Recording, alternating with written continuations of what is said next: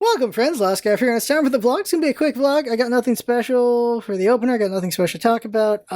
Just like a quick vlog. Things aren't happening right now. That's all. Well, things are happening, but it's been like last week. Like, it's just nothing new since last week kind of thing. Except for one thing worth talking about. That's got to be Smite news, and that has got to be dmBrandon's finally gone after. After all these years, dmBrandon's having the comeuppance he should have had years ago. A lot of you might not know who he is, and some of you will know who he is because we started in Smite, and a lot of you were in Smite, or maybe still are in Smite. Those of you who are not in Smite, who've never been in Smite and are a viewer, holy crap, I actually got people who aren't Smite people. That's cool. I guess there's going to be a Smite episode. So, dmBrandon finally getting some comeuppance in that multiple women came out about him assaulting them. Multiple women came out about him assaulting them. Other people coming out about just how he abused them, a lot of mental abuse, and just a lot of him just being very shitty to them and other people. And it's just more and more things keep coming out about dmBrandon. dmBrandon's a piece of shit. That's the fastest way to put it. I never had a good interaction with him. He was a very not nice person. He was very mean to people that I liked, people that I'm friends with. And Juice also, did not have a good interaction with anyone in Juice. I never had a good interaction with Juice people. Never. They're always really mean to me. And I assume that's just... I don't think I was on the level where I was specifically someone that they were mean to. It was just... Juice just was people who thought they were better than everyone else. That's how it always felt with me. But they're not going to say that's how they felt. Because there were probably some genuinely nice people in Juice. Never had that interaction, though. Never got a positive interaction with Juice. Never a good time. Always got treated like crap by Juice people. And so I never enjoyed anyone around Juice. And never enjoyed dmBrandon. Never. I hated dmBrandon. Because he was such a shitty person to people I cared about. And he was so popular despite how shitty he was. The frustrating truth of the matter is, people like assholes. And they do very well. dmBrandon's a piece of shit, and he did very well, because people like how he's aggressive and passionate and all that stuff. But he's just a shitty person. The fact that he was still very popular, despite what he did to that one dude who said... there was a dude who told dmBrandon, he's like, thanks to you, I didn't kill myself. And he went off on them, which was a very weird situation. Very weird that he went off on them. And they got a bunch of attention from a lot of the internet, saying this guy's an asshole. They didn't do shit to him, though. He still had plenty of fanfare. He was still very popular. But actual sexual assaults and everything really made a lot of people within Juice themselves wake up. And just also seeing how people who were excommunicated from his group and how they handled things and how they were treated by dmBrandon as well has made a lot of people wake up. So Juice is imploding, and Juice is probably done, is what it looks like. dmBrandon's numbers are going down. It's just imploding. A lot of stuff happening there. I'm really curious how it would have been if I was still in Smite with all this happening. I'm very much frustrated that it was allowed to go for so long. Like, finally now, Smite is like, we're taking all of dmBrandon stuff out. We're also finally taking PBAT stuff out. Are you kidding me? They took this long to take that stuff out too? PBAT was the guy who was grooming younger women. Not great. To an extent, I wish I was a bigger figure in Smite, because I would have tried to protect some of the people affected by dmBrandon. But I wasn't that big a figure in Smite. We were getting bigger and bigger and bigger, but I burnt out and I stopped playing Smite. The frustrating thing is we see these popular figures who are pretty shitty people, and they take a long time to get their comeuppance. That's the frustrating thing. I'm actually kind of curious what the... So Dr. Disrespect just got banned permanently. I'm curious what the hell happened with him that caused that to happen. He's been a pretty shitty guy for a long time, and finally he's banned. I'm curious what was the last straw. Of course, people are asking, why isn't Alinity banned? Because she keeps doing dumb stuff too, and like... I got no idea. Maybe they'll go after her too. The problem is when you make the money, when you're really popular, you pretty much are just... You can't be hit. You can't be touched. That's usually how it is. It takes a long time and a big reaction to take down big people who are powerful. I'm saying this about a guy named dmBrandon who's not that big, but he's still big within the streaming space, within the Smite space. He's a pretty big guy. And they've permanently banned him and everything. This is a thing that happens. The fear of losing money, the fear of losing viewers, the fear of losing following, the fear of being less popular is why the boat doesn't get rocked. That's what happens. And it isn't until the tide turns that companies actually do something. It's extremely frustrating, but that is what it is. Companies will not do anything until the tide turns. And it took so many years for the tide to turn on dmBrandon.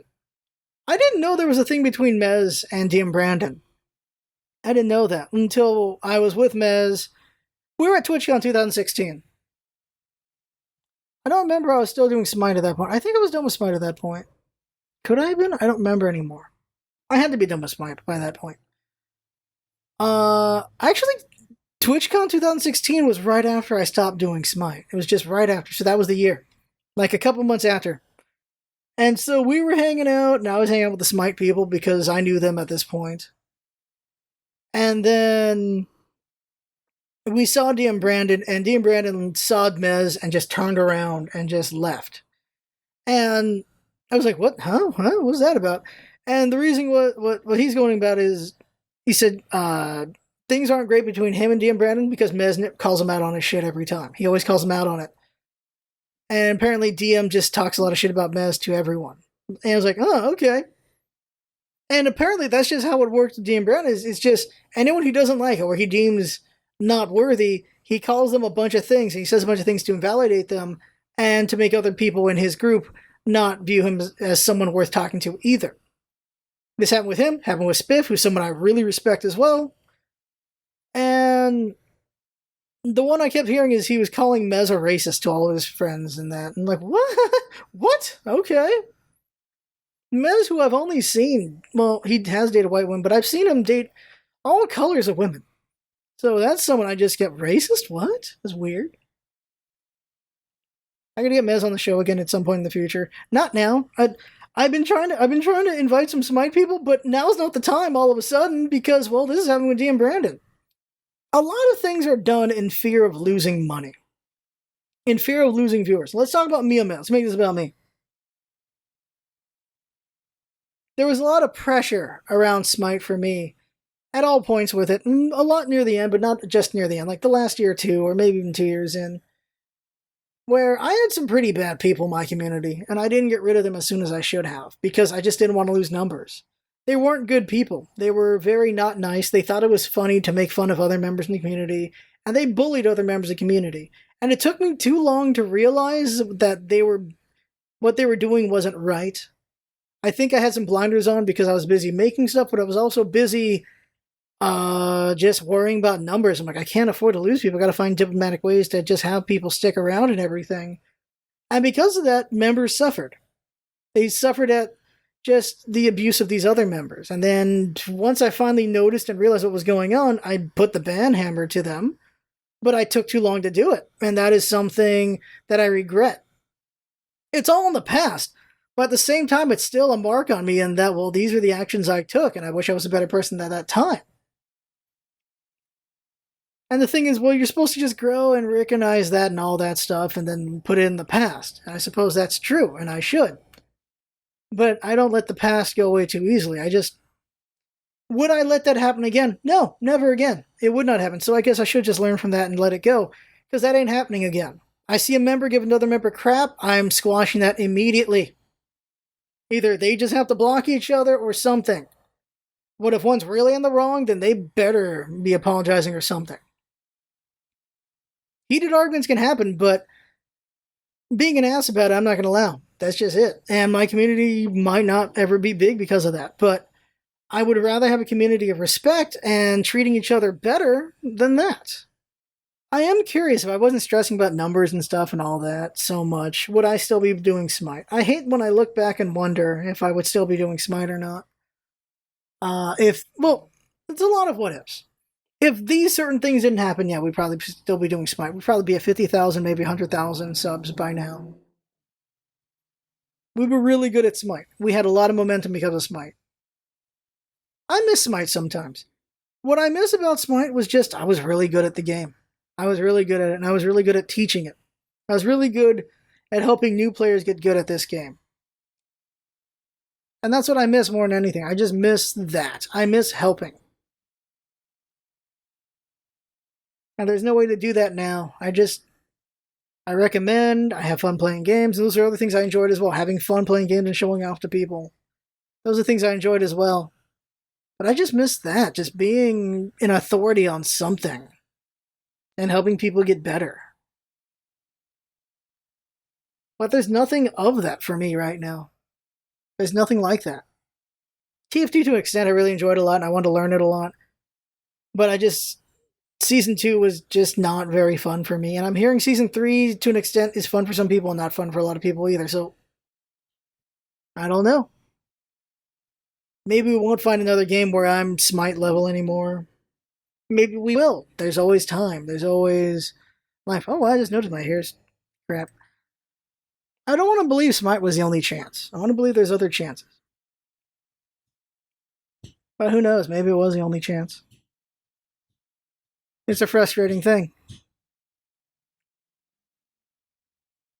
I believe we're fully capable of being something big again. I just don't know how to get to that mountaintop. I just don't know. You have to be passionate, right? Yeah, of course. I'm passionate about a lot of things. I am passionate about Kirby. That's why I've been doing the podcast so much. The podcast is still on hiatus right now. We're still dealing with things. I have no good place to stop this. That's all it's been. It's just Smite's been happening this week, and that's about it. Who have been wanting to talk to you from Smite? Well, okay. I've been wanting to talk to Smitten. So, how many years ago was this? Back when she was, I believe his name was Silbox, when she had her husband. They broke up and then they came back together at some point as well. But before they broke up and came back together, this is years ago, they decided they wanted to do an interview YouTube thing with Smite members. They wanted to do something like that, which is kind of like the lightning round with Duke, kind of like that. They wanted to do their own thing like that. And I was going to be a guest. I was going to be like the first or second guest. Like, well, that's really cool. All right. I think I still have the email with the list of questions they want to ask me. And then they broke up, so it never happened.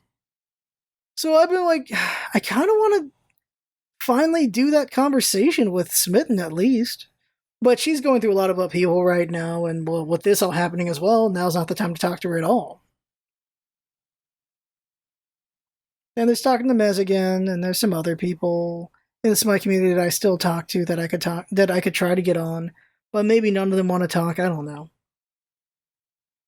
It's hard getting guests on this thing. It's really hard getting guests on the podcast. And no indies are saying yes. I don't know what's going on with indies. No developer wants to go on. I'm like, so I keep trying different versions of emails. Like, all right, so asking it this way didn't work. Let me try asking it a different way. Because every no is another step to trying to get to a yes. So I'm like, okay, so I asked it in this way. It didn't work out. Let me ask it in this way. That didn't work out. I'm just trying to find different ways to ask these developers if they want to be a guest on it. Like, make it more personal, make it more about the games they make it more about their company, just trying to do different ways. None of them are working, so it's unfortunate. But I gotta find some way eventually. Like, we've been at this for a long time. I want the channel to be bigger. I want us to be just a bigger thing, because honestly, I want us to be a bigger community again. I want us to be, but a better version of it. Like, I just want us to be a safe place for people. That's what it's always been for years. That's what I've wanted this community to be.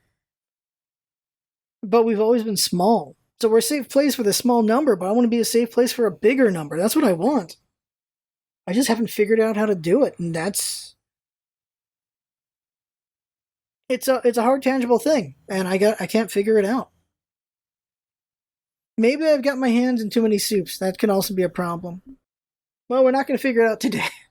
So that's the vlog. Honestly, there's not a lot to talk about. Protests are still happening. COVID's getting worse. Trump's an idiot. Our vote's between two guys who are over 70.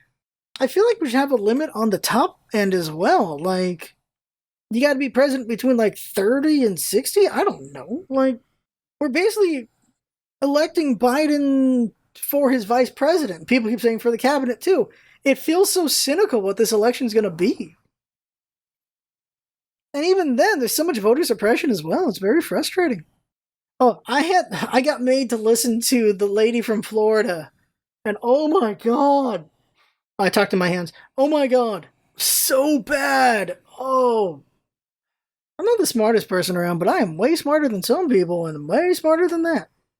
You really start to doubt, honestly, you start to doubt your sanity and your sense of the world when you see someone so far removed from it, and you start to wonder, what if they're the sane one and I'm the crazy one? No, I can't possibly, because that's nuts. I got the hair for it right now, Jesus. Nuts. Alright, okay, I'm just rambling on, just thinking, and that's what these vlogs are anyway, but main thing is just, I would love if dmBrandon no longer has a career, but we'll see. People know what he is now, and hopefully it stays that way, that people know what he is now. It's also scary the people who've been defending him. It's really scary the people who've been defending him. Like, ugh, you can't defend this man, but you're gonna anyway. Alright, so that's the vlog. I have fun talking. Hope you for watching and listening. That's what's all about, having fun. Thanks for coming by, and see you next time.